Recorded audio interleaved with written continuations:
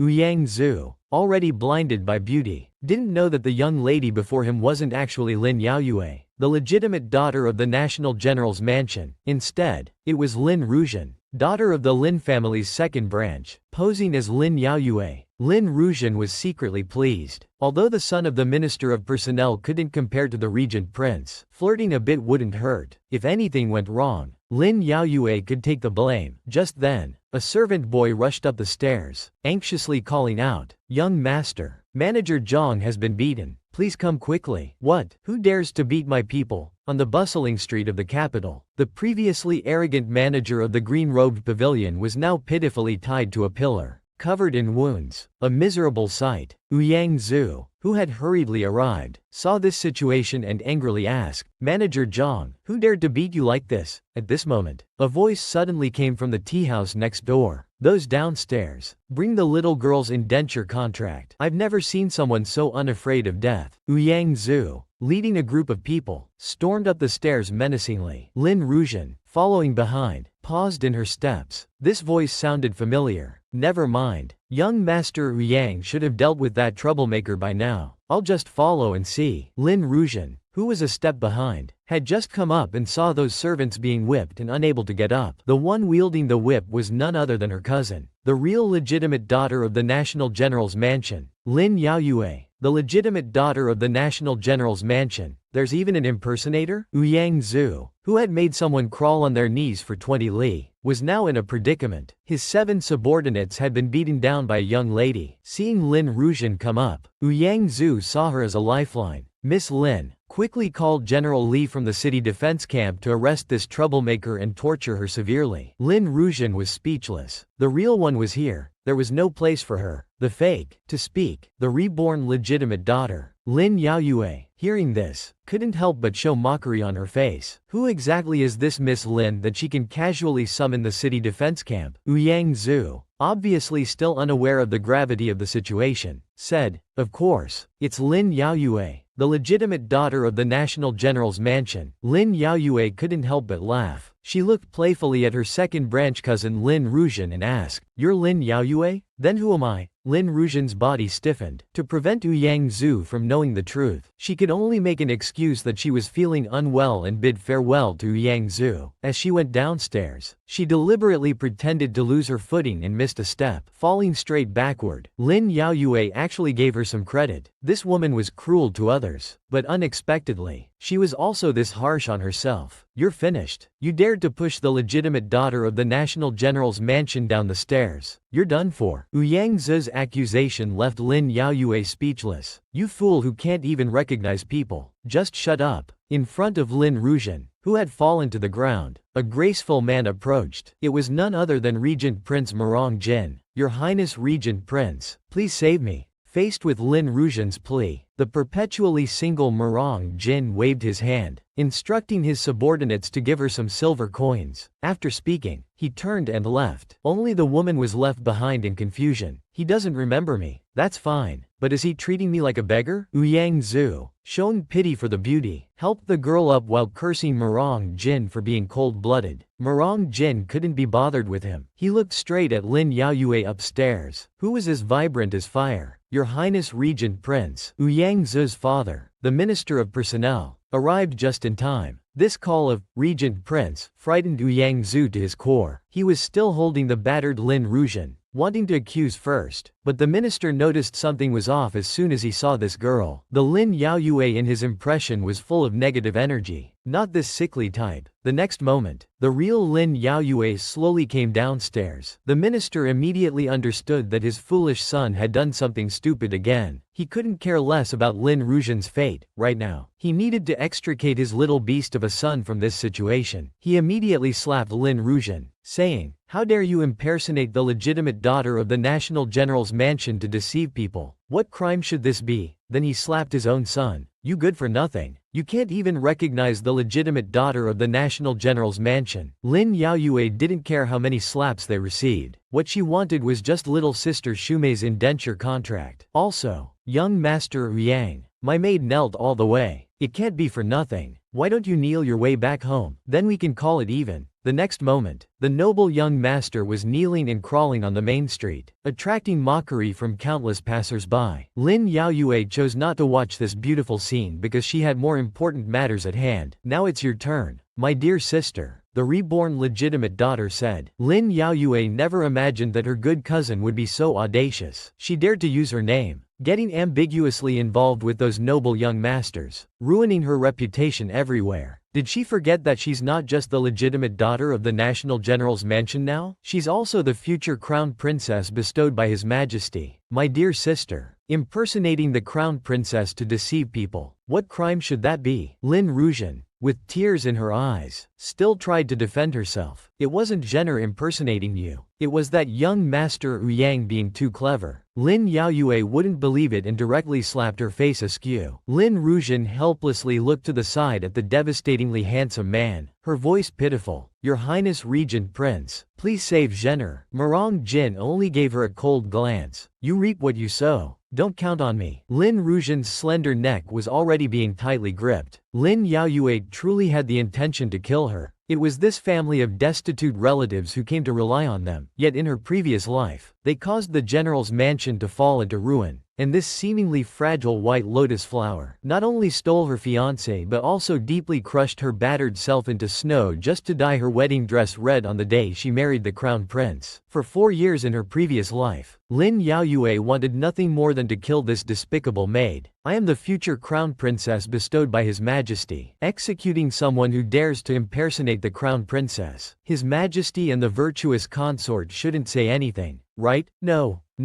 Lin Ruijian panicked. She didn't think Lin Yaoyue would really kill her. Just then, a sharp sword suddenly shot towards the two of them. In the critical moment, Lin Yaoyue was pulled away, dodging the sword. Lin Ruijian in her hand was taken away by a ghost-like figure. The person moved too fast to see their face clearly. Only a head of white hair fluttering in the wind was visible. Lin Yaoyue fell backwards into Marong Jin's embrace, watching helplessly as the figure jumped out the window with Lin Ruijian. The culprit's martial arts must be unfathomable. Fortunately, they seemed to only want to rescue Lin Ruijian and didn't try to kill Lin Yaoyue. Regent Prince Marong Jin seemed to know the person's identity, muttering, "It's indeed him." Lin Yaoyue wanted to ask more, but he wouldn't say. He just hastily bid farewell and left, leaving the young lady standing there alone, sighing that he truly was a man of secrets. That night, Lin Yaoyue sat in the pavilion, feeling somewhat defeated. After years of hard martial arts training, she couldn't even grab a corner of their clothes. How dispiriting. Suddenly, a pebble shot towards her. The young lady caught it with one hand, demanding lowly, "Who's there?" Your alertness is still lacking. A man in exquisite brocade robes slowly emerged, holding a pebble, his gaze contemptuous. How did Shower teach you? The already frustrated young lady exploded. I know my martial arts are poor, but I'm practicing, aren't I? Marong Jin chuckled lightly and changed the subject. After parting with you today, I went straight to the imperial prison. Steward Fang was killed. Not just him, but also Ah Fu, the coachman who drove you that day. He was killed too. In her previous life, he was kind-hearted and sincere, yet was betrayed by family and loved ones, leading to his entire family's tragic death. They died without intact bodies. In this new life, Lin Yaoyue thought she could change fate with her own hands, but someone killed the people she saved one by one, and rescued all the people she wanted to kill, forcibly pushing fate back to its original track. The great priest Shan Yuan of Fan Yun Kingdom coldly admonished Lin Yaoyue from his lofty position. Remember, defying heaven's will is destined to end badly. What you've done is nothing but futile. Those who died will still die. When destiny calls, you cannot interfere. End badly? Lin Yaoyue gritted her teeth in hatred. How ridiculous. Is there a more cruel death than her previous life's crushed bones and spilled blood? In this new life, should she just watch those hypocritical and vicious people step on her and her loved ones' bones again to reach high positions? Dream on. Lin Yaoyue clenched her fists and shouted, I don't believe that if nothing can be changed, why would I be reborn? Since I've been reborn, fate must have changed. The white-haired man's eyes showed no joy or sorrow, his tone calm. Remember this, in the 18th year of Jiahe in Dawan, on your 19th birthday, your soul will return to the underworld, your body in pieces. You cannot escape this fate. After speaking, the man lightly leapt and disappeared into the night. Lin Yaoyue looked at Regent Prince Marong Jin beside her. Why didn't your highness stop him? He's from Fan Yun Kingdom. Marong Jin gently pulled the young lady into his arms, his tone exceptionally tender. You just live well. I'll handle the rest. Lin Yaoyue suddenly remembered similar tenderness she had seen in her previous life. Back then, she followed Crown Prince Murong Lin's instructions, disguising herself as a palace maid in the Murong household, getting close to the Regent Prince, looking for an opportunity to assassinate him. As days passed, her Crown Prince fiancé became increasingly impatient. Later, he even instructed her to spill wine on Murong Jin at a banquet, using the opportunity to seduce him. At that time, Lin Yaoyue was so intimidated by Murong Jin's aura that her hands holding the wine trembled uncontrollably, let alone any seduction. Murong Jin noticed something unusual and knocked the wine bottle out of her hand. Lin Yaoyue looked up in panic, only to see the man's angry phoenix eyes. Their eyes met for a moment. Other maids thought she was doomed this time, because every woman who tried to seduce the Regent Prince never ended well. Unexpectedly, Murong Jin smiled gently. Not only did he not punish her, but he also softly told her to go rest. Lin Yaoyue remembered that smile until her death in her previous life. That smile could make even the heavenly emperor lose face. It was as if you were the only one in his eyes. A heaven-sent talent, stunningly beautiful, impossible to look away from. Even if she came back once, fate couldn't be changed, could it? When the incomparably handsome Regent Prince was gently coaxing her, the reborn legitimate daughter, Lin Yaoyue, almost fell for it, but she immediately shook her head to clear her mind. She must not get involved in the struggle between the Crown Prince and the Regent Prince again. It was because of this that she harmed her parents and brothers in her previous life. Lin Yaoyue, coming to her senses, politely saw the guest off, and also asked the approachable Regent Prince for a small favor. After seeing off the Regent Prince, Lin Yaoyue could no longer hide the heaviness in her heart. She came to the door of Ah Fu, the coachman. In her previous life, Ah Fu was beaten to death today. The worried Lin Yaoyue thought she had changed his fate, but unexpectedly, Ah Fu, who was originally healthy, developed an acute illness within a day. The doctor couldn't cure him, and he could only lie in bed waiting for death. All Lin Yaoyue could do was prepare a good coffin for him. Is heaven's will really unchangeable? Would her lovely maid, gentle mother, and father and brothers who bravely fought on the battlefield died tragically at the hands of villains like in her previous life? No. Lin Yaoyue absolutely didn't believe in fate. If heaven insists on dragging good people to the underworld, she wouldn't mind sending a few wicked ones to add some atmosphere to the underworld. Shan Yuan, let's see how many people you can protect. The day after Ah Fu's burial, Lin Yaoyue was summoned to Rongsong Hall by old Madam Lin. Miss Lin, you haven't been coming to pay respects lately. So she quickly helped her daughter out of the situation. It's all because I'm not well. Yuer has been busy managing the household, neglecting to pay respects. This statement hit the mark with the old madam. She immediately said that since Yuer was too busy, why not let Jenner help her manage the household, so she wouldn't get too tired. Lin Rujian, the cousin from the second branch, immediately obediently replied, Jenner will definitely help ease big sister's burdens. In just 3 short days, she seemed to have completely forgotten that she had impersonated Lin Yaoyue and was exposed, and was almost strangled to death by Lin Yaoyue. She truly was talented, wanting to interfere with household management. Let's see how I make you fight among yourselves. Lin Yaoyue softly laughed. Thank you for your consideration, old madam, but for the prestigious National General's mansion to have a crab manage the household, we might be laughed at. It's not that we don't have people in our household. The young lady tilted her head towards Lin Yaofe beside her, pointedly saying, no matter what, I still have a half-sister from the same father. Lin Yaofe was delighted.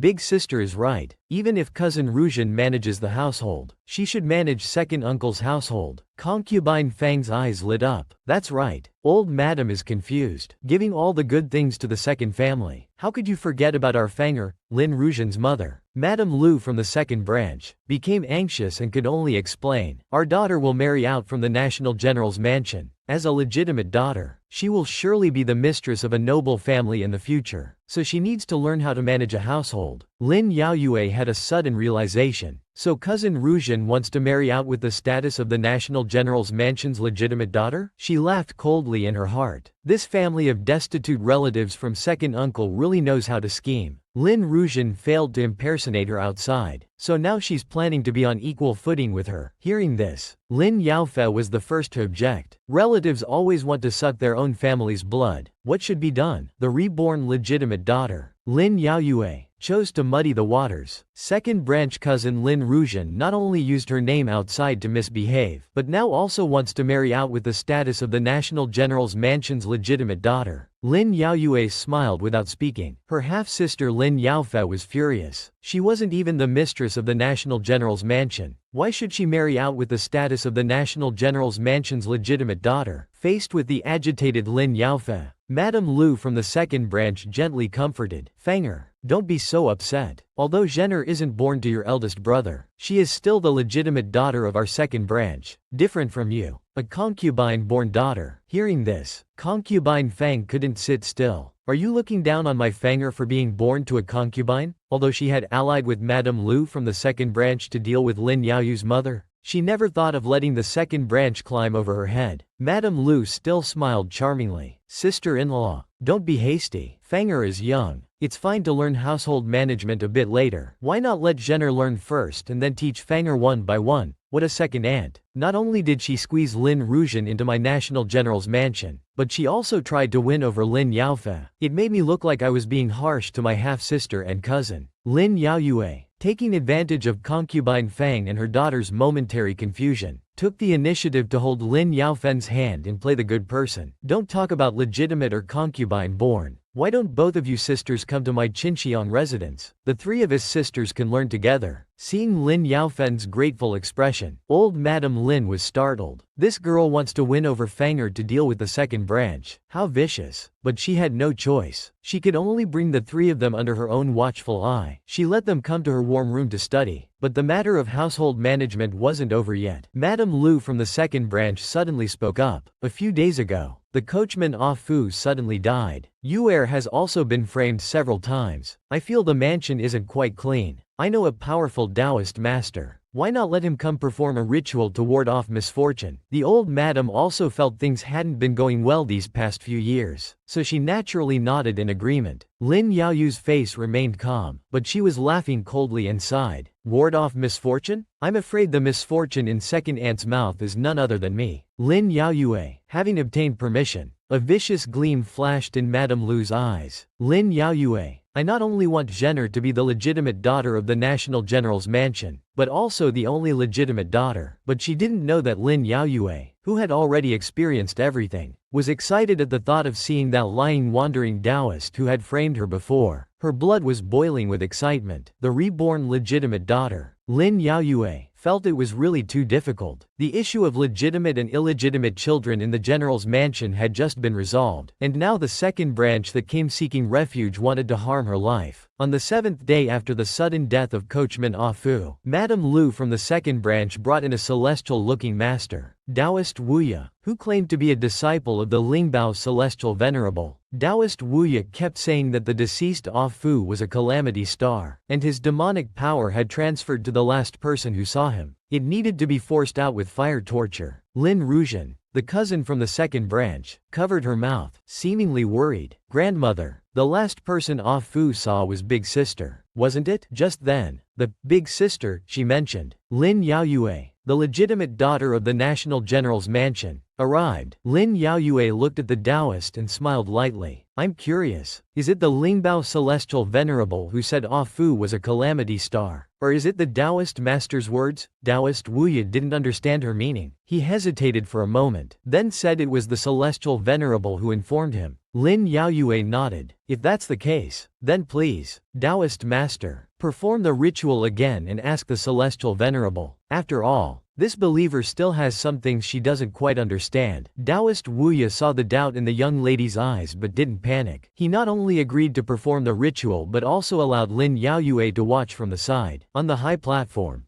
Taoist Wuya took out a yellow talisman, bowed to a tall cauldron, and said, "This disciple Wuya asks the celestial venerable on behalf of the believer, please, Lingbao, bestow your teachings." The talisman was lit in the flames, and surprisingly, 8 large characters appeared in firefly-like sparks. Bright moon overshadows the multitude. Everyone was shocked. Madame Lu from the second branch said maliciously, "Bright moon overshadows the multitude. Does this mean Miss Lin Yaoyue is planning to usurp the throne?" Cousin Lin Regent also seemed frightened. "Big sister, You should let the Taoist master quickly perform the ritual to remove the evil fate from your body. Lin Yaoyue snorted coldly. Second aunt and sister shouldn't speak nonsense. Usurping the throne would lead to the execution of 9 clans. You are also within Yuer's 9 clans. The young lady simply crushed the talisman paper, inwardly laughing coldly at how vicious this family was. I've just been chosen as the crown prince's fiancé, and they're pulling this stunt. If others learn of this prophecy, I won't have a life left to live. The newly appointed crown princess was actually called an evil spirit and accused of planning to usurp the throne. They were truly deluded. Bright moon overshadows the multitude. The reborn legitimate daughter, Lin Yaoyue, wearily crushed the already suggestive talisman, once again sighing at how extremely unrecognizable people can become. The second branch family would stop at nothing to kill her. Lin Yaoyue, with a calm face, looked at the white-haired old Taoist who was putting on an act. If this is the extent of your powers, Taoist master, I'm afraid this young lady cannot believe you are a disciple of the celestial venerable. Taoist Wuya snorted coldly, then took out a small bronze cauldron. This is for holding qi. Let this poor Taoist use it to remove the evil spirits from your body. After speaking, he opened the cauldron lid, chanted an incantation, and waved his hand. Strangely, a weird blood-like substance appeared in midair. It writhed for a moment before falling into the small cauldron, as if truly aided by divine power. Everyone was shocked. Old Madame Lin also believed the Taoist more. Taoist Wuya handed the small cauldron containing the blood-like liquid to Lin Yaoyue, saying seriously, "Drink this blood, and this poor Taoist can help you clear away evil thoughts." Seeing Lin Yaoyue reach out to take the small cauldron, Wuya laughed coldly in his heart, thinking this little girl was so stubborn, yet still fell for his tricks. But unexpectedly, Lin Yaoyue's eyes turned cold, and she directly overturned the bronze cauldron. The red liquid spilled out completely. Isn't it just nonsense? I can also say that I was just fortunate enough to receive the Celestial Venerable's favor and was taught profound Taoist magic. In fact, I might even have to call you senior brother. Taoist master. Everyone was stunned. Taoist Wuya was so angry his fingers trembled. Nonsense. How could the Celestial Venerable teach magic to an outsider like you? Lin Yaoyue didn't argue. She just raised her hand to let Enwei Shuer bring in the person from behind. A nervous-looking servant was pushed forward. Bound. Ignoring his struggles, Shuer took out a dark red flower from the servant's bosom. "Young miss, as you expected." Madame Lu from the second branch was shocked. She didn't expect this slip-up. Lin Yaoyue actually had such capable subordinates. Lin Yaoyue took the dark red flower branch and gracefully waved her arm. Soul attracts dust. Dust connects to earth. Soul and earth unite. As the young lady chanted, the red liquid that had been spilled on the ground slowly floated up, just like when Taoist Wuya had performed his magic earlier. The servants were awed by this scene, looking at Lin Yaoyue as if she were an immortal. Seeing their plot fail, Lin Ruzhen from the second branch gritted her teeth in hatred. Taoist Wuya was also stunned. He didn't expect this girl to know the secret of his magic. Taking advantage of Wuya's distraction, Lin Yaoyue pressed a thin hairpin against the white-haired old Taoist's body. "I know all about your background and tricks, but you'd better not move. If this hairpin pierces you, even the Lingbao Celestial Venerable won't be able to save you." Yang Deji's merciless plan. Are you familiar with it? Taoist Wuya turned pale with fright. He didn't expect this young girl to know his background with just one sentence. Lin Yaoyue pulled him close and whispered in his ear, "If you don't want to be arrested and taken to the authorities, then use all your vicious thoughts on the girl in the con position." The con position?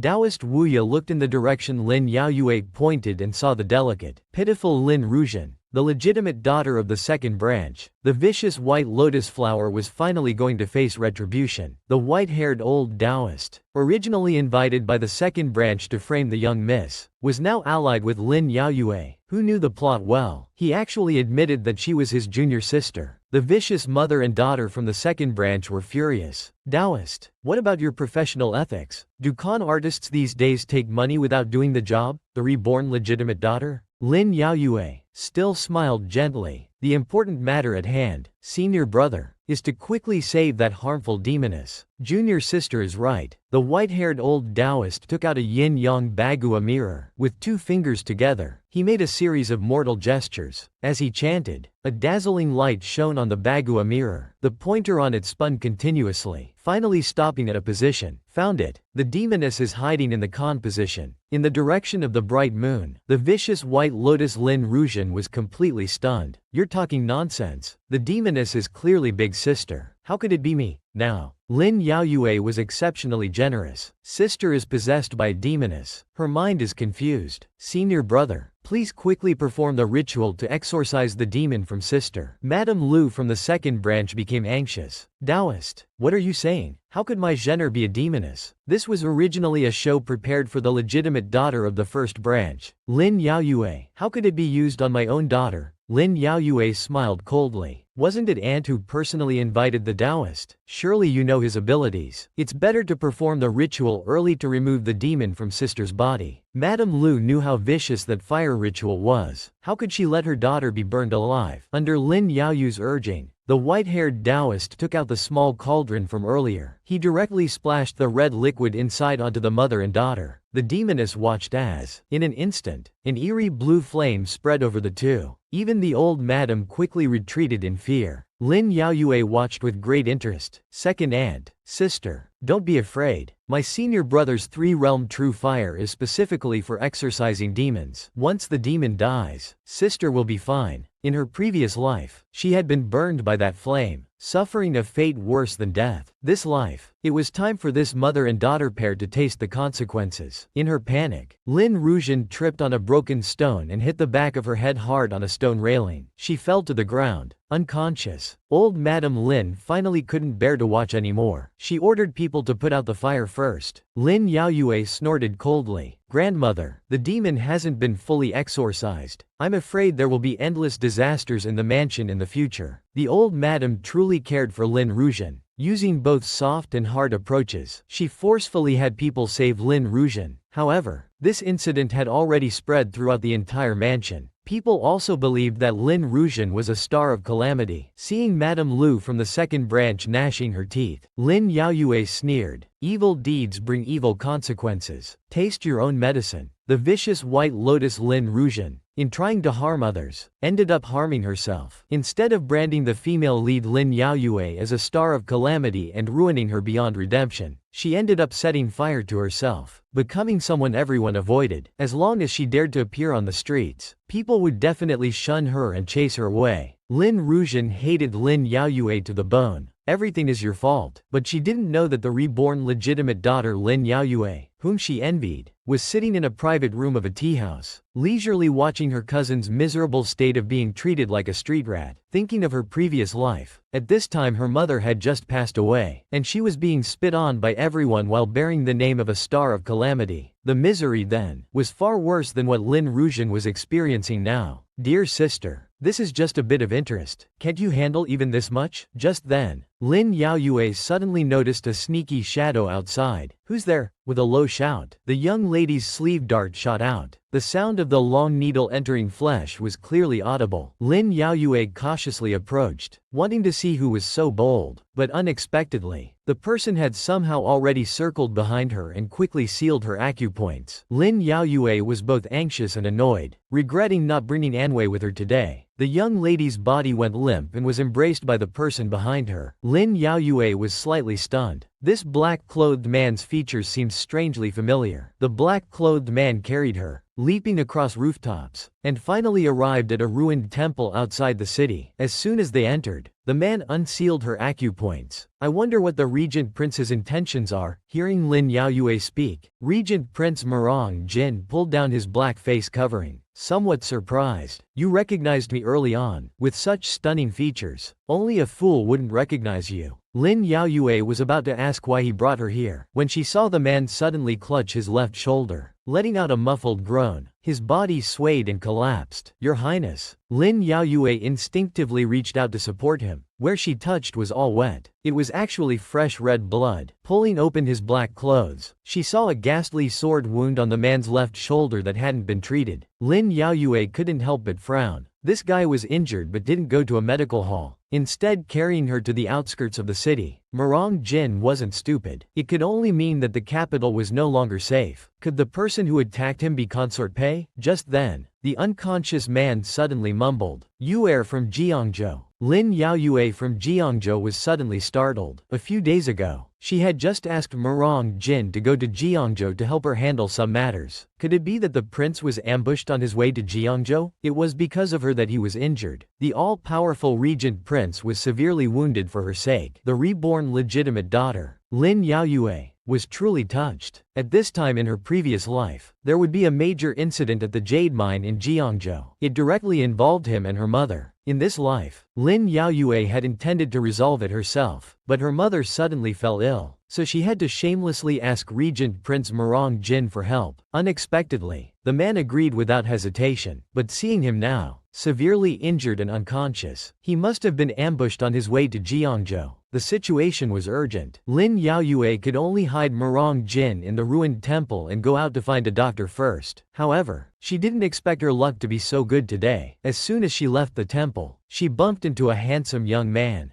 The young man had a medicine basket on his back. Upon asking, he turned out to be a real doctor. "Perfect. Doctor, please save someone quickly," Lin Yaoyue said without hesitation. She pulled him into the ruined temple. After examining Murong Jin's injuries, the young man calmly took out a sharp pair of scissors from his medicine basket. "Wait, what are you doing?" Seeing the scissors about to stab towards Murong Jin, Lin Yaoyue alertly grabbed the young man's wrist. "Of course, I'm cutting open his clothes to treat his wounds." The young doctor was also quite speechless. "Miss, if you're not at ease, why don't you do it yourself?" "No, no, no." Lin Yaoyue quickly turned her head away. "Men and women should keep their distance. You do it, doctor," the young doctor said leisurely. "I saw the miss being so concerned. I thought this gentleman was your husband." "Nonsense. How could he possibly be my husband? I'm just being righteous." Lin Yaoyu's little heart was pounding as she thought in panic. "In my previous life, I killed him. In this life, I can't get away from him fast enough. How could I marry him?" Just then, a scroll fell out of Murong Jin's cut clothes. What kind of painting would the dignified regent prince carry with him? Lin Yaoyue curiously unrolled the scroll. It turned out to be a portrait of a stunningly beautiful woman. This woman wasn't Murong Jin's mother. Could she be Murong Jin's sweetheart? Lin Yaoyu's heart suddenly sank. The earlier feelings of being touched and shy completely vanished. If he had a sweetheart, why did he do those ambiguous things to her? Could Murong Jin be like the crown prince? His kindness towards her just a calculation? Was he also just using her as a pawn? Before she could think further, Lin Yaoyue sensed a group of black-clothed men surrounding the ruined temple. Could they be assassins sent by Consort Pei? 3 wind-riding needles glinted coldly in the young lady's hand. Although Murong Jin might not be a good person, the enemy of my enemy is my friend. Lin Yaoyue would never let Consort Xian Fei have her way. The black-clothed men awkwardly dodged the incoming wind-riding needles. They hurriedly shouted, "Miss Lin, please stop. We are on your side." Only after seeing the black-clothed man take out a waist token representing the regent prince's dragon tiger army did Lin Yaoyue finally relax. This place wasn't very safe after all. Handing Murong Jin over to them, she could also be at ease. Watching the black-clothed men leave with the regent prince and the young doctor, Lin Yaoyue couldn't stop her chaotic thoughts. Who exactly was that woman in the scroll that Murong Jin kept so close to him? The reborn legitimate daughter. Lin Yaoyu's greatest pleasure now was eating, sleeping, and tormenting her sister. Seeing her White Lotus sister, who treated the general's mansion as her own home relying on grandmother's love, being blocked and unable to even enter the door, Lin Yaoyue felt a rush of satisfaction. Isn't this the real second sister from the second branch? Have the evil spirits been exorcised from your body? Lin Ruijin gritted her teeth in anger. "Big sister, don't talk nonsense. I was wrongly accused. Were you wronged by the Lingbao Celestial Venerable? Or was it grandmother who wronged you? Surely it couldn't be the Taoist your mother found who wronged you." Seeing Lin Ruijin stumped for words, Lin Yaoyue walked into the general's mansion with an indifferent expression. "Tell your mother to find another expert to wash away the bad luck on your body. If this bad luck infects grandmother, that would be a great disrespect." Before entering, Lin Yaoyue turned her head to instruct the gatekeeper. Wash the entrance. If the distinguished guests who come to visit are tainted with evil spirits, that would be a great sin for us. Not bothering with Lin Rujian, who was about to explode with anger at the door. Lin Yaoyue had just entered when a maid informed her that there was big trouble with the Jiangzhou jade mine, and the old madam was furious. With a loud crash, a teacup was thrown violently in front of concubine Fang and her daughter. The old Madam Lin on the seat looked stern. I entrusted the Xuanling jade business to you, and this is how you manage it? 6 lives lost, and even the mine is in trouble. How am I supposed to explain this to our relatives? Concubine Fang was crying and begging for forgiveness. Aunt, it's my fault for mishandling things. Please find a way to resolve this matter quickly. Grandmother. Lin Yaoyue happened to stumble upon this scene and gently suggested, why not let me go to Jiangzhou? I'm sure I can handle this matter properly. Her half-sister Ling Yaofeng sneered. You think you can handle such a matter? Don't talk big, sister. You shouldn't assume everyone is as stupid as you just because you're stupid. Lin Yaoyue calmly stepped into the inner hall. As juniors, we should help grandmother with her worries. Since second sister and concubine mother can't do it, I might as well try. Old Madam Lin lowered her eyes in thought. Letting her go wouldn't hurt. If she succeeded, that would be good. If not, Lin Yaoyue and her mother would take the blame. So, the old lady decisively agreed to her granddaughter's request, telling her to leave quickly. 3 days later, just as Lin Yaoyue was about to depart, she saw an unexpected person in the carriage. Because of his concern, Regent Prince Murong Jin had actually come along. Lin Yaoyue was now full of anger at the sight of him, and her words were sarcastic. The Regent Prince needn't worry. The great priest Shan Yuan said that this subject will only meet a bad end at 19 years old. Murong Jin's face suddenly darkened. Lin Yaoyue, listen well, this prince will not let you die. Not now. Not ever. Lin Yaoyue laughed coldly upon hearing this. Is the Regent Prince always so serious when acting? She was the reborn legitimate daughter who had vowed to cut off emotions and abandon love. Lin Yaoyue had never thought of having any connection with Regent Prince Murong Jin, but for some reason, when she learned that the man was carrying a portrait of another woman, Lin Yaoyue became as angry as a pufferfish. Murong Jin, who had come to help but was now being resented, felt utterly confused. Pinching the woman's small face to make her face him, he said, Yuer doesn't even ask how this prince's wounds are. Lin Yaoyue felt extremely guilty at his words. If it wasn't for helping him investigate the Jiangzhou jade mine matter, he wouldn't have been seriously injured by consort Xian Fei's assassination attempt. Now he came to help despite his injuries. Yet she was giving him the cold shoulder for no apparent reason. It wasn't right. Just then, the moving carriage suddenly stopped. Lin Yaoyue lost her balance and fell forward, landing in a warm embrace. Outside, there were some villagers walking. You can't pass through here. Our Shangyao village has been haunted by ghosts. You'd better leave early with your servants. Ghosts? Lin Yaoyue pondered. Shangyao village was on the necessary route to the Lin family's jade mine. The haunting here was likely related to the jade mine incident. Thinking of this, the charlatan Lin Yaoyue instantly came online. It's alright, I happen to know some magic. I can help you catch ghosts and exorcise demons. Catch ghosts? Murong Jin smiled. Yuer really thinks she's a disciple of the celestial venerable. Of course, Lin Yaoyue wasn't modest. Let him see what kind of ghost is causing trouble. But he didn't expect that because she casually referred to Murong Jin as her elder brother. Those villagers actually arranged only one room for the two of them, to describe what it's like to share a room with a stunningly handsome man. Lin Yaoyue said, I'll take the blanket. You sleep on the bed. Fair and reasonable. Murong Jin lowered his eyes and smiled slightly. Yuer thought about sleeping with this prince as soon as she entered the room. This prince is very pleased. What do you mean? The young girl's face blushed. Could it be that I'm the lustful one who misunderstood? Oh my. The ghost is here. A piercing scream came from outside. Lin Yaoyue rushed out the door to see a dozen red-eyed black cats gathering outside. Seeing her, they instantly pounced with their sharp claws extended. Lin Yaoyue frowned and stepped back, but the cat's claws glinting with cold light were already in front of her eyes. At the critical moment, a golden folding fan blocked in front of the girl, throwing the red-eyed black cat to the side. As Lin Yaoyue sighed in relief, she couldn't help but wonder about Murong Jin's martial arts. How could he have been so easily assassinated by her in her previous life? But she had no time to think further. A passing woman had already been scratched by the black cats. Lin Yaoyue threw out a wind-riding needle, killing the black cat, and hurriedly ran towards the woman. are you alright? Unexpectedly, the woman suddenly turned her head. On her pale face, red tears of blood were flowing. Before the woman could attack, Lin Yaoyue decisively knocked her unconscious. Yue,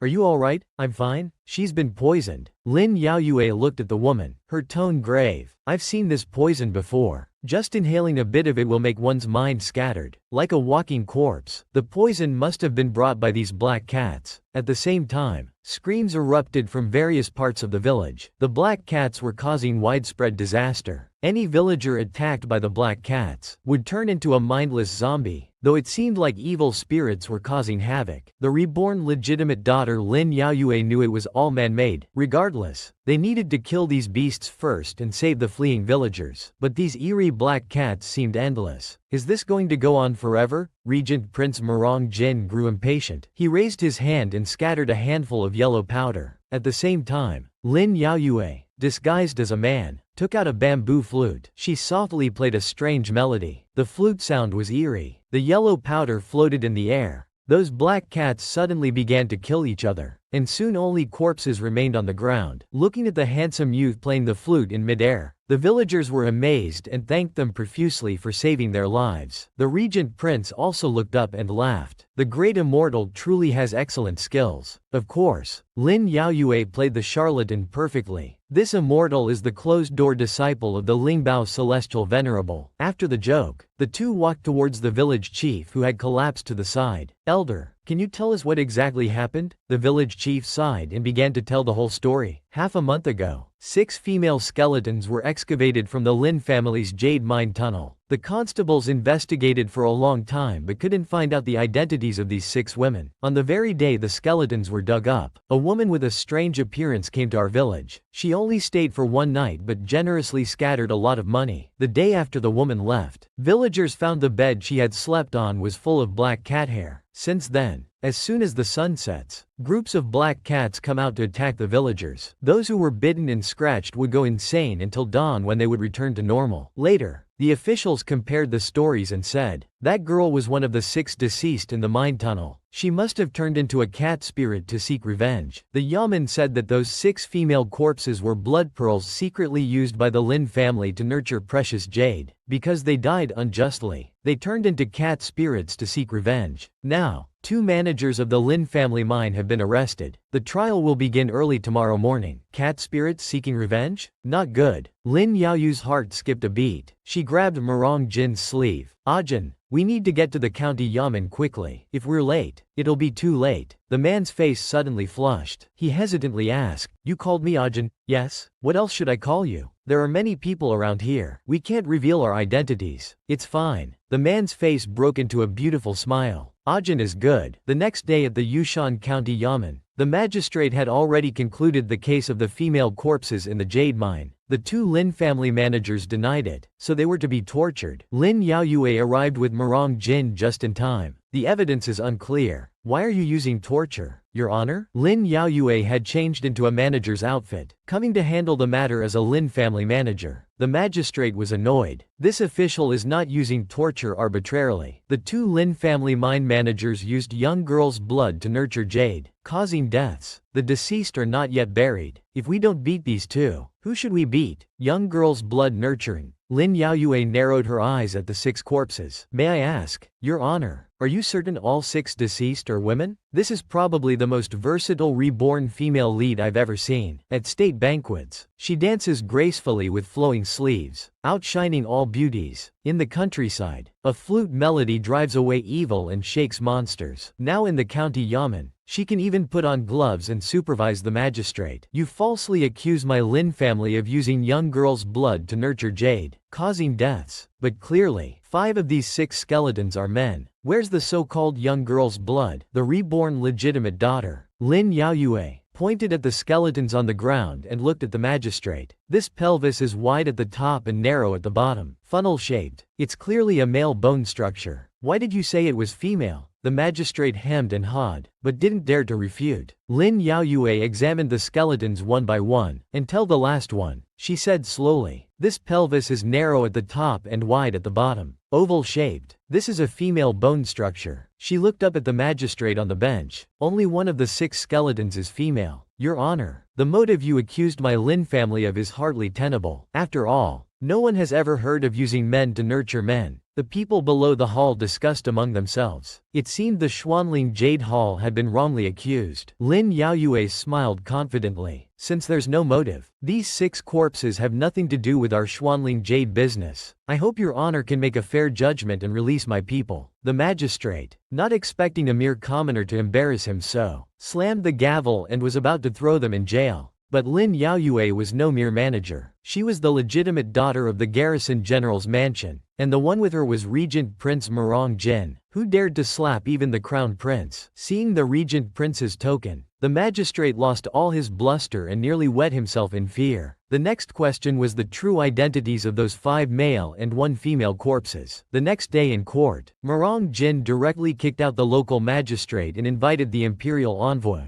Lord Li, known for his integrity and fairness, to testify. The first witness was the wife of the Hangzhou shopkeeper of the jade business. Lin Yaoyue noticed that after Madame Zhou appeared, the clerk recording the proceedings became visibly nervous. Murong Jin spoke first. Madame Zhou, tell the truth. Lord Li will do justice for the innocent. Madame Zhou didn't dare to conceal anything. In fact, she had already met Murong Jin and Lin Yaoyue the night before. That Miss Lin seemed to have foresight, directly revealing the truth of the murder case one by one, and the handsome young man beside her, whose identity was unknown, was actually a big shot who could even summon the imperial envoy. For the sake of her family's lives, Madame Zhou could only reveal the truth about those 6 corpses. In response to the officials, the 5 men from the Lin family's jade mine all died from arsenic poisoning. As for the murderers, they were their respective wives. Never offend women. If she hadn't known the truth of the matter beforehand, even the reborn legitimate daughter, Lin Yaoyue, wouldn't have thought that the true killers of the 5 male corpses in the Lin family mine were actually their respective wives. In the courtroom, Madame Zhou, the only one who spared her husband, slowly spoke. The 6 of his wives were getting old and unattractive. Our husbands were out all day chasing young girls. We sisters could only find our own amusements, but we were tricked into heavy debt. The creditor said since we couldn't repay the money, we might as well kill those unfaithful men. Then we could live comfortably on the inheritance. Lin Yaoyue asked coldly. They all did it. Why didn't you? Madame Zhou explained tearfully. Before I could act, my husband promised me he would never chase girls again, so I forgave him. He even helped me find a corpse to replace him and throw into the mine tunnel. It seemed that as long as the coroner could confirm whether those deceased died from arsenic poisoning, the case would be solved. But Lin Yaoyue still had a question. Madame Zhou, is the person who led you into heavy debt also present in this courtroom? He is. Madame Zhou hesitantly looked towards the side of the courtroom. He's. Before she could finish, a sharp small knife suddenly shot out from the side, piercing right through Madame Zhou's neck, ending her life. Everyone in the courtroom was shocked, all standing up to look towards where the flying knife came from. To kill someone so brazenly in court. What audacity! That judicial secretary laughed arrogantly. Another flying knife shooting towards Lin Yaoyue. I dare expose myself because I'm confident you can't catch me. Lin Yaoyue was so focused on dodging the knife that she didn't notice the secretary grabbing her by the throat. Regent Prince Murong Jin's face changed coldly. Scoundrel, let her go. The secretary raised his eyebrows and smiled. I didn't expect. The usually cold and emotionless Regent Prince is actually anxious. Too bad. Your Highness, I have your weakness in my hands. I'm afraid you can no longer have the upper hand. Suddenly, a ghostly hissing sound came from the man's throat. As the sound rang out, hundreds of colorful poisonous snakes crawled in from outside. Lin Yaoyu's nose caught a familiar scent of datura. She asked, those black cats in Shangyao village were also controlled by you? The secretary didn't expect her to be so calm at this moment. He laughed. How clever. Yes, that was also me. Let these little darlings entertain the Regent Prince a bit. With a hissing sound, a huge golden python opened its mouth wide and lunged at the Regent Prince. Lin Yaoyue felt her heart tremble and involuntarily cried out, Ajin, be careful. Murong Jin swung his iron fan, instantly killing the giant python. His gaze towards Lin Yaoyue was quite pleased. It seems Yuer is truly worried about this prince. Lin Yaoyue quietly took out a wind-controlling needle. When the secretary wasn't paying attention, She suddenly stabbed the needle towards his face. The man's body moved like a snake, quickly retreating to dodge her attack. I didn't expect Miss Lin to have such skills. Little beauty, we'll meet again. Seeing the situation unfavorable to him, the secretary decisively planned to escape through the window. This was an assassin sent by Consort Pei to kill the Regent Prince. How could Lin Yaoyue let him leave so easily? A wind-controlling needle immediately pierced the man's thigh. You forced me to do this. Seeing he couldn't escape, the man recklessly lunged at Lin Yaoyue. He grabbed her arm and bit down hard. The reborn legitimate daughter, Lin Yaoyue, was actually bitten by someone. She had only tried to stop this person who attempted to assassinate the Regent Prince. She didn't expect to drive him to such desperation. The man clung to her wrist and started sucking her blood. This bastard, his teeth must be poisoned. But unexpectedly, the man's face looked more surprised than hers. Your blood. Damn it, it's my smoke bomb. A cloud of white smoke spread. The man's figure disappeared. After being bitten, Lin Yaoyue felt her whole body go weak. She fell softly into Regent Prince Murong Jin's arms. Yue,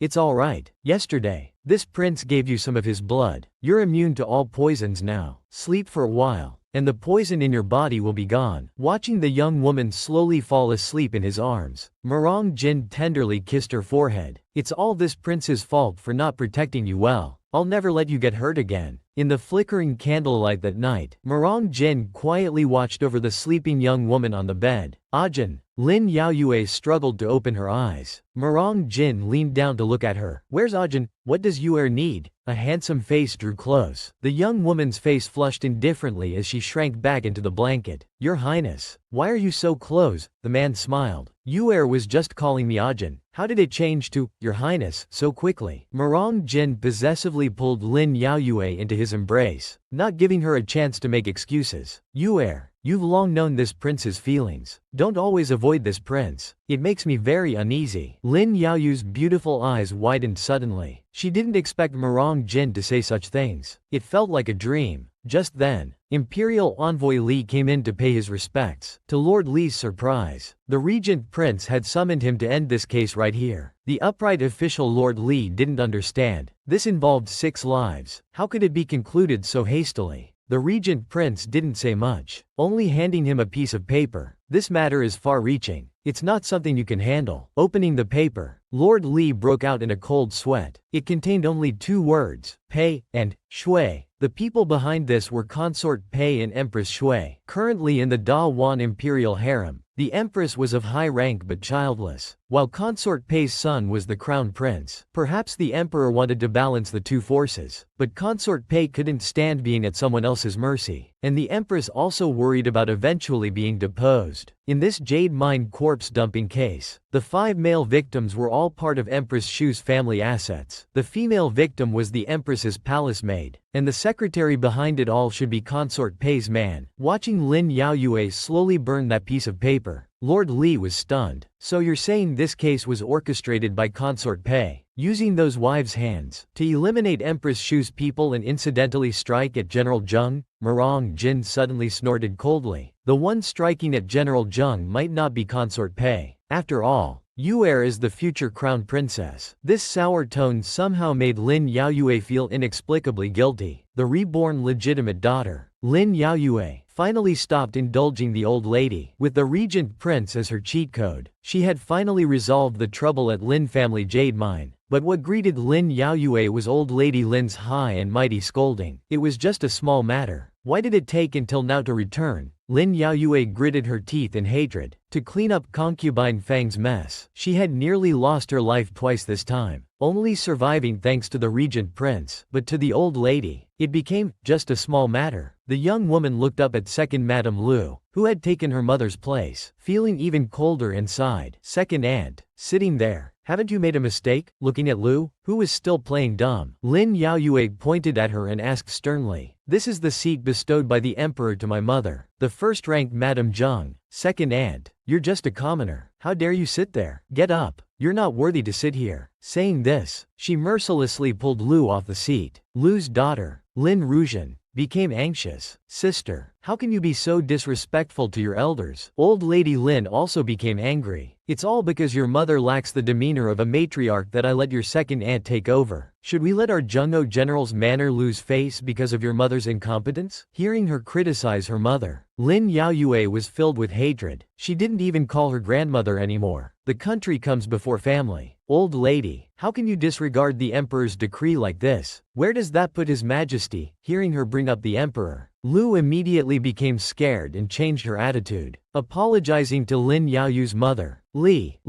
being weak and submissive by nature, habitually told her daughter to let the matter rest. But Lin Yaoyue, seeing her pale face, felt heartbroken. Mother, you're running a fever. How can you entertain guests? The young woman, feeling helpless, could only ask her mother to go back quickly and called for servants to fetch a doctor. Concubine Fang beside them spoke with a sarcastic tone. One might think she's seriously ill. When my sister used to manage the household, she wasn't this delicate. Lin Yaoyue just smiled. Mother is unwell now. Concubine, are you also going to disregard the national laws? Old Lady Lin was about to scold her, but Lin Yaoyue stared at her and spoke first. Grandmother, if our manor neither takes His Majesty's decree to heart nor respects rules and ethics, I'm afraid disaster will come swiftly, and all our glory and wealth will be for naught. I hope grandmother will reconsider. The last sentence was spoken with particular resolve. The old lady sighed and closed her eyes, finally letting concubine Fang go tend to Li. After sending away the troublesome people, Old Lady Lin kept Lin Yaoyue back to talk privately. Her meaning was clear. After Lin Yaoyue had worked hard to resolve the jade mine issue, she wanted the second branch of the family to reap the benefits and manage the Xuanling jade business. This was completely different from what was said before Lin Yaoyue left. Seeing the old lady trying to use her elder status to pressure her into compromise, Lin Yaoyue smiled calmly. I came back injured, yet grandmother wants to betray me. Since I had the ability to resolve this matter, I also have ways to get the Lin family's jade mine sealed again. Grandmother, do you believe me or not? Lin Yaoyue, how can you be so vicious and shameless? The young woman gave a cold smile. If good people are destined to be bullied, then in this life, I'd rather be a vicious and shameless person. Ignoring the furious old lady, Lin Yaoyue spoke with a frenzied tone. Grandmother, go ahead and try. See if you can snatch the Xuanling jade business from my hands. The reborn legitimate daughter, Lin Yaoyue, lived like a Super Mario, forced to jump back and forth over the pits dug by her family every day. Because Lin Yaoyue refused to hand over the Xuanling jade business to the second branch, the old lady made her prepare for the state banquet for her sisters. Ridiculously, not only did she have to bring her half-sisters and cousins, but even concubine Fang's two nieces came along. Seeing the sinister smiles on the faces of the two Miss Fangs, Lin Yaoyue knew these people probably had more in mind than just swindling her money. The shoe's treasure shop they were going to had a tea house opposite it. The people behind this had not only dug the pit but probably even picked out the seats to watch the show. Lin Yaoyue didn't enter the treasure shop. She smiled and first took her sisters to sit in the tea house. Sure enough, as soon as they went upstairs, they saw the crown prince's sister, Princess Yujun. Known for her vicious and ruthless methods, the young girl's face was unfriendly, clearly disliking this future sister-in-law who had caused her brother to be slapped. Lin Yaoyue was about to bow when Yujun stopped her, not wanting her identity revealed. Lin Yaoyu's respectful and cautious manner made her half-sister Lin Yaofeng laugh out loud. This girl's clothes are so plain, and she looks so young. Big sister, how can this be a noble person? As a concubine's daughter, she had never seen a princess before. The two Miss Fangs knew but didn't dare reveal the princess's identity, so no one stopped Lin Yaofeng from continuing to court death. Who is this little girl anyway? Princess Yujun was furious and immediately ordered her servants to give her 50 slaps. As the first slap landed, Lin Yaofeng, used to being hateful at home, was completely stunned. She was about to say some harsh words but was silenced by even more vicious slaps. Lin Yaoyue stood by without a word. The stupid concubine's daughter and the violent princess made for quite a show. Lin Yaofeng had never suffered such humiliation before. In her rage, she lunged at Yujun with claws out. I'll fight you to the death. Under Lin Yaofeng's fierce push, the railing behind them broke, and both fell towards the floor below. Princess Yujun was caught steadily in a strong embrace. While Lin Yaofeng crashed into the awning below, unable to move for a long time. "Miss, are you alright?" The scholar who caught Yu-jun was plainly dressed but had handsome features. His gentle and refined demeanor made the young princess blush. With things having escalated so much, there was no need to choose jewelry today. Lin Yaoyue looked down at Lin Yaofeng sprawled on the ground. "Fanger,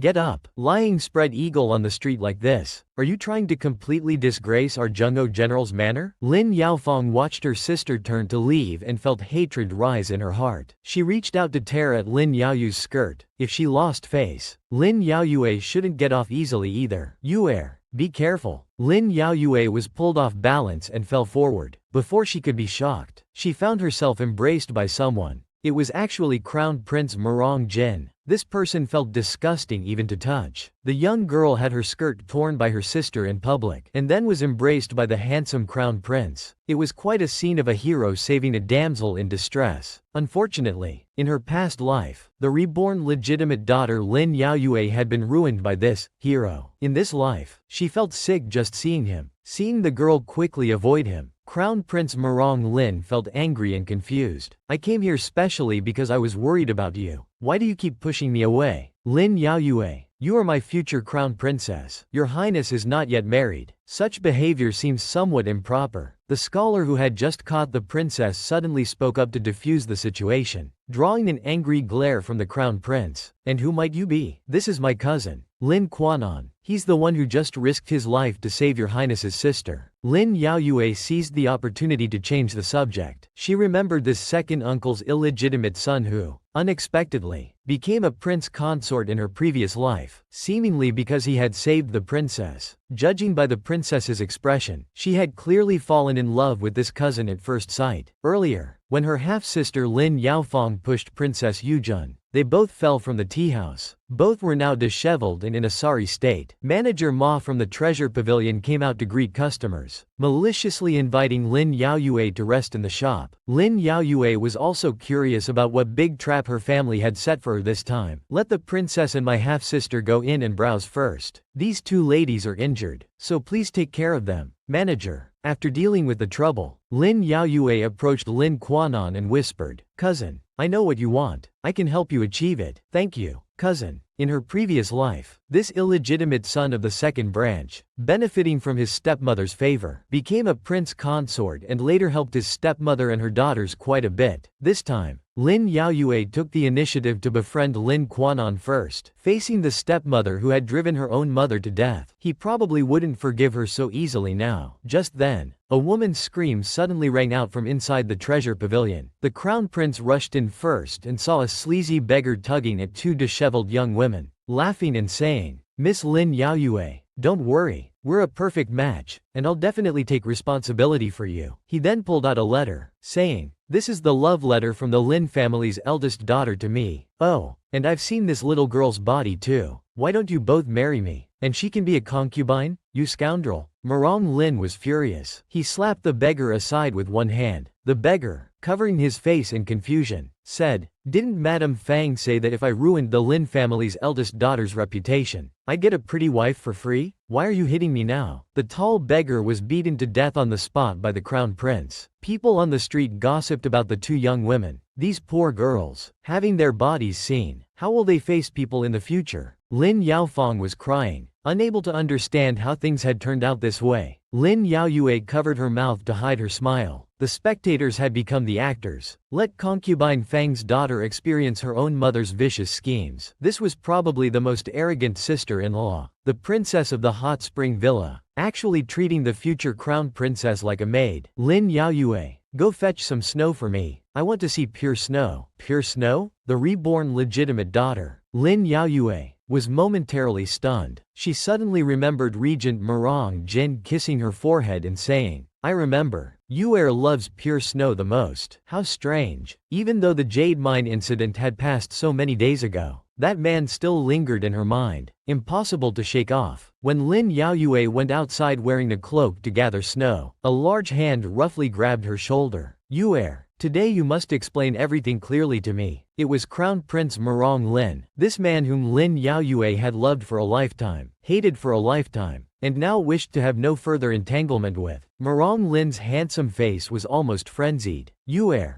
Why are you with Murong Jing? Why are you betraying me? The hand on Lin Yaoyu's shoulder gripped tighter and tighter. She pressed her lips together, not making a sound. Why? She also wanted to know why. Lin Yaoyue and Crown Prince Murong Lin had been childhood sweethearts for 16 years, but in the end, he had used her and caused her death. The Crown Prince had even gotten involved with his own cousin. In her previous life, after Lin Yaoyue killed the regent for the Crown Prince, she was tortured and imprisoned. In her pain, she could only repeat, "Brother Lin," to comfort herself. Little did she know that it was this very Brother Lin who would give her the deepest despair. Murong Lin, I will never forgive you. The young girl's hateful and resentful gaze made Murong Lin pause. He hesitantly asked, "Yue, do you admire Murong Jing?" Lin Yaoyue laughed mockingly. The regent is handsome and outstanding. This subject indeed admires him. I ask the Crown Prince, for the sake of our childhood friendship of over a decade, to bless our union. Bless your union? Ha ha ha. What a joke. Murong Lin covered his face and let out a crazed laugh. Do you think I would hand over the military power of the entire northern Dawin just like that? A mere subject like you. Do you think you have the right to choose? Lin Yaoyue was not surprised at all. Looking at Murong Lin was like looking at a stranger. This man had always only cared about power. The destined love for 3 lifetimes from her previous life was nothing but a joke. The young girl's calmness thoroughly enraged Crown Prince Murong Lin. Lin Yaoyue, what's wrong with me? You've only met Murong Jing a few times, yet you're so devoted to him. Lin Yaoyu's eyes were filled with deep, surging hatred. This subject's fate with the regent was actually helped along by your highness intercepting our correspondence. We should thank your highness for that. Intercepted? Lin Yaoyue, how dare you say that? The man's furious appearance pleased the young girl. She stared into his eyes and said word by word, "What's there to not dare say? I simply love him. Do you really think I wouldn't dare kill you?" Lin Yaoyue was being choked, struggling to breathe, but still managed to laugh intermittently. Your highness, it's not that you don't dare, it's that you can't bear to. You can't bear to lose the military power of the Grand General's manor. Can't bear to lose the power that's almost within your grasp. At these words, Murong Lin fell silent and then laughed. Lin Yaoyue, you truly are the girl who grew up with me. You understand so well. But, do you think this means I'll break off our engagement? The man raised his hand, roughly tearing at the woman's clothes. You are my woman, for all eternity. You are mine. This crown prince was truly despicable. Unable to win the female lead's heart, he actually wanted to take her body first. Lin Yaoyue, I'll have you right now. Let's see how Murong Jin treats you then. Murong Lin had become a scoundrel. At the critical moment, a wind needle flew out, piercing precisely into the back of Crown Prince Murong Lin's neck. His tall body instantly went limp. It turned out that Shower, the hidden guard waiting on the side, had made his move. The reborn legitimate daughter, Lin Yaoyue, looked at the unconscious crown prince with hatred in her heart. She really wanted to stab this bastard to death. Murong Lin, did you think I would let you humiliate me like in my past life? Shower quickly spoke up to stop her. Master, he is still the crown prince after all. If you kill him, you'll bring down the entire Grand General's manor. Grand General's manor. Lin Yaoyue gritted her teeth in hatred. The tragic scene of her entire family being executed in her past life haunted her like a nightmare. Now her enemy was right beside her, yet she could only endure time and time again. Was this the fate decreed by Shan Yuan? In the end, Lin Yaoyue could only temporarily restrain herself. She had Shower take the crown prince back to his room safely. After calming her emotions, Lin Yaoyue picked up the lantern from the ground and walked towards the hot spring pool. Murong Lin, I spared your life today for the sake of my parents and siblings, but I will eventually settle the score for how you and Princess Yujun schemed against me. The next morning, Miss Guo from the hot spring villa informed Lin Yaoyue that someone wanted to see her. She also smiled and told her that the princess had caught a cold last night, and the crown prince had returned to the palace due to urgent matters. The news of these two annoying people leaving made Lin Yaoyue breathe a sigh of relief. But she also realized that this matter might not be so simple. Lin Yaoyue followed Miss Guo to the main hall of the hot spring villa. To her surprise, she once again saw that peerlessly handsome man there, Regent Murong Jin. It was he who wanted to see her. Murong Jin introduced the gently smiling man beside him. This is Guo Yixuan, the head of the Guo family. ranked second among the 4 great families. He wants to lend a hand with your Xuanling jade mine. The Guo family wants to help with the Xuanling jade mine. Lin Yaoyue was delighted. This was truly a timely assistance. It seemed that the jade mine female corpse case planned by Consort Pei had not only affected the Shu family but also implicated the Guo family. It had brought her quite a few allies. Lin Yaoyue from her past life had never met the Guo siblings. It seemed that many things were different in this life. Regent Murong Jin's gaze never left the young girl. Seeing them finish their introductions, he asked Lin Yaoyue to go for a walk with him. The courtyard was covered in a blanket of snow. The girl, wrapped in a cloak, stared at the tall man in front of her and asked directly, "Your Highness, do you have any instructions? It's only been a few days, and you is already being so formal with me?" The man's fingers gently brushed the girl's cheek. His clear voice made Lin Yaoyue slightly dazed. They were too close. She wanted to step back, but her body wouldn't obey. "Lin Yaoyue, can't you have some dignity? You've completely embarrassed yourself." The girl took a deep breath and changed the subject. "Your Highness, was it you who made the crown prince return to the palace?" The usually decisive regent now had eyes full of tenderness. He smiled. "Yes, you heir. Do you want to break off the engagement with the crown prince? If you do, I can help you." In her past life, she had misplaced her devotion. The cunning and vile crown prince, after she assassinated the regent for him, had led to the tragic death of her entire family. In this new life, under the pressure of power, Lin Yaoyue once again became the future crown princess. The regent, whom she had once mercilessly killed, now looked down at her and asked, "You heir, do you want to break off the engagement with the crown prince? I can make it happen." Of course she wanted to. Lin Yaoyue couldn't wait to have nothing more to do with the crown prince. But she was just a small legitimate daughter of the Grand General's manor. How could she break off an imperial betrothal at will? The only one who could help her was probably the all-powerful regent standing before her. But Lin Yaoyue wasn't just thinking of herself. In a daze, the curse of the high priest Shan Yuan exploded in her mind. "Lin Yaoyue, your fate and that of the Grand General's manor are already sealed. You can't change it." The girl trembled and threw herself into Murong Jin's arms. Crying, she rejected that tempting offer. "Your Highness, the Grand General's manor is loyal to the throne. This subject cannot commit such a treasonous act. I can't implicate the entire general's manor because of my own selfishness. I'm sorry, Your Highness." Lin Yaoyue endured the pain in her heart and pushed away the man who had captured her entire being. She lowered her head to hide the desolation in her eyes. But Murong Jin smiled. "You take one step back, I'll take one step forward. So don't retreat anymore.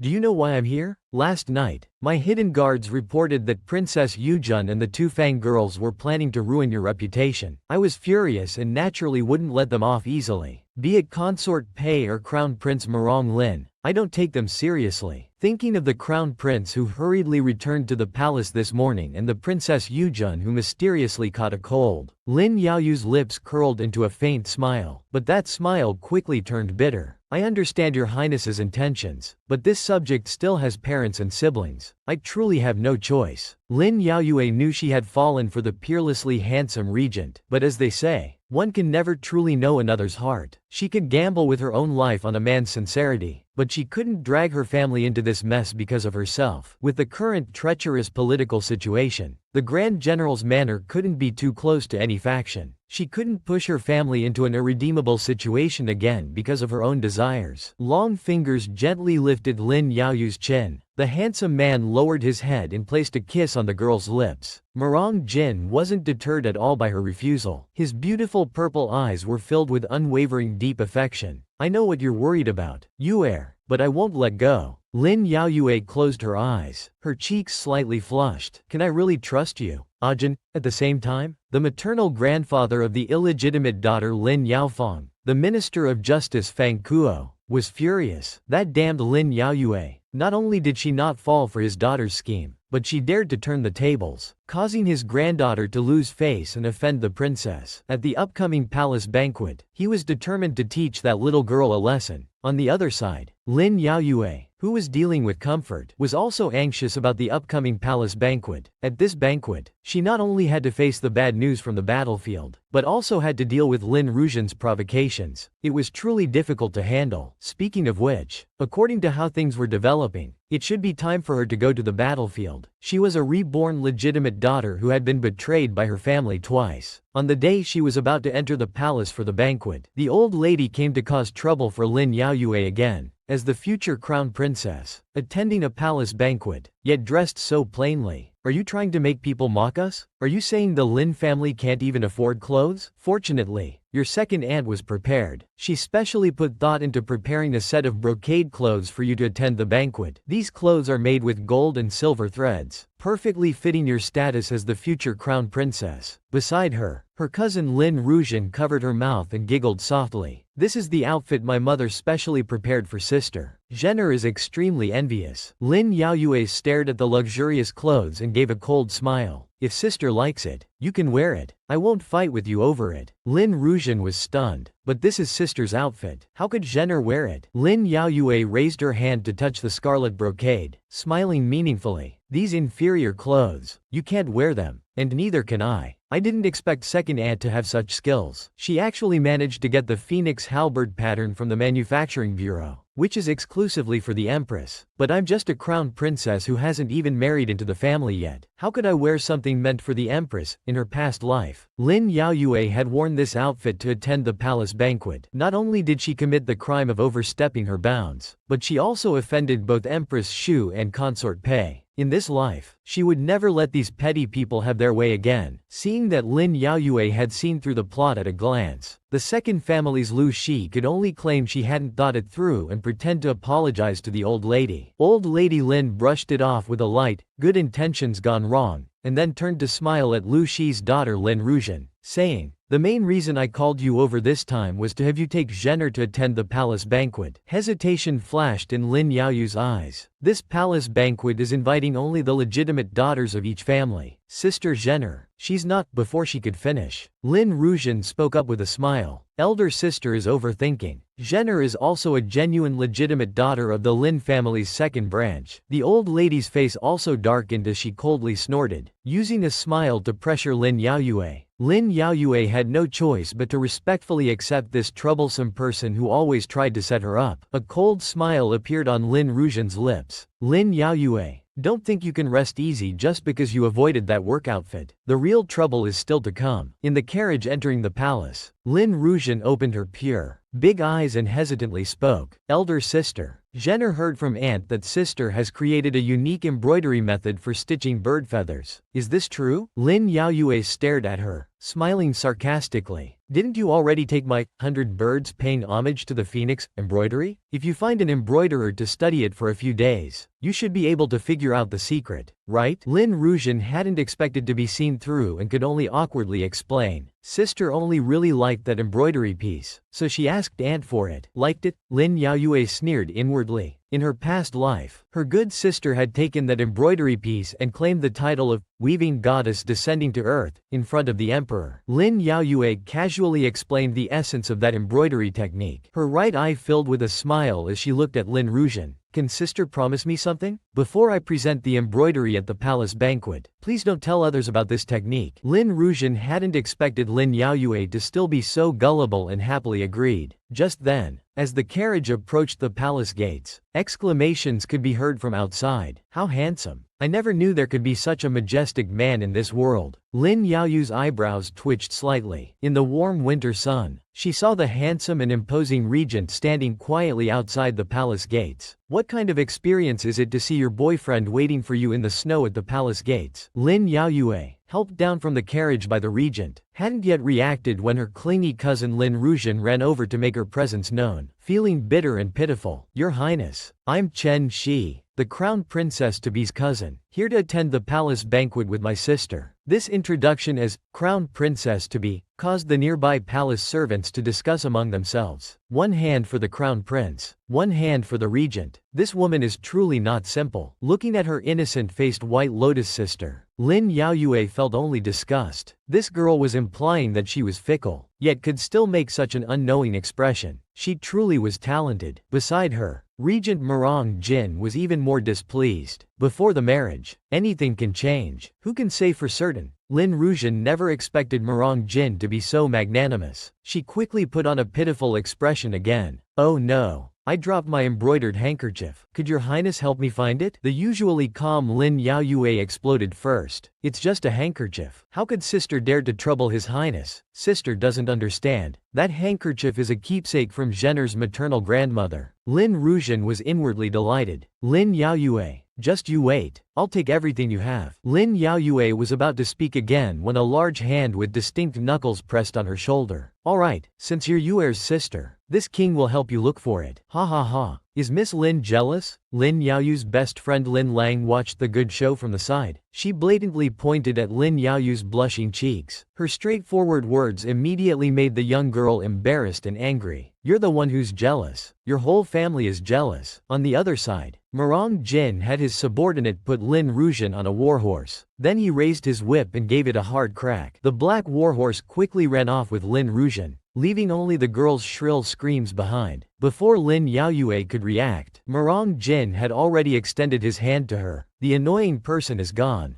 Yuer, shall we go? The black warhorse had already run off with Lin Ruzhen, leaving only the girl's shrill screams behind. Lin Yaoyue hadn't yet reacted, but Murong Jin had already extended his hand to her. The annoying person is gone. Yuer, shall we go? In the end, Lin Yaoyue still didn't attend the banquet with Murong Jin. He was just too good at this. With just a few words, he had made her blush. Lin Yaoyue couldn't handle it, so she could only run away with her best friend. After walking for a while, the crown prince's birth mother, consort Xian, sent someone over. She summoned her to Chenglu Palace for a moment. Last time, Lin Yaoyue had just embarrassed the crown prince, so this time probably wouldn't be anything good either. On the way to Chengdu Palace, Lin Yaoyue brushed past a man in blue clothes. This feeling was strangely familiar. Stop. You are… Lin Yaoyue had just turned around to ask, when suddenly she felt her vision go black, and she fainted right there. When she regained consciousness, she found herself in a pitch-black space. Thinking of the man she had just seen, Lin Yaoyue steadied herself and asked coldly, Shan,